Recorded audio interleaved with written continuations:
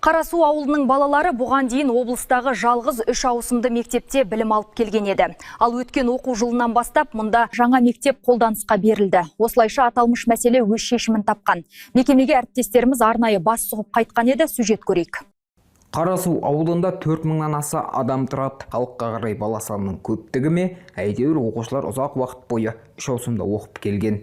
2023 жылы келешек мектептері жобасы аясында мұнда жаңа білім ошағының іргетасы қаланды. Ал 2025 жылдың қараша айында жаңа мектеп қолданысқа берілді. Осылайша ауыл балаларына сапалы білім алуға мүмкіндік пайда болды.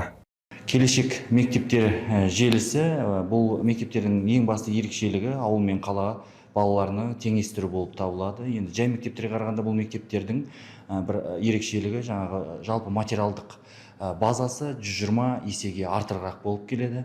Бір ауысымда оқимыз. Енді 300 орындыққа арналған мектебіміз қазіргі таңда 300-ге жуық бала білім алуда. Енді өткен оқу жылында алғашқы түлектерін түлеп ұшырдық. Ғимарат толықтай заманауи талаптарға сай жабдықталған. Айталық білім ұясында 28 оқу кабинеті, 80 орындық мәжіліс залы, асхана, кітапхана, спорт зал, сондай-ақ STEM, робототехника және компьютер сыныптары бар. Бұдан бөлек оқушылардың шығармашылық қабілеттерін шыңдауға арналған коворкинг орталығы, 3 шеберхана мен 3 ғылыми зертханада жұмыс істейді. Шәкірттер бос уақытын тиімді пайдалану үшін түрлі үйірмелерге қатыса алады.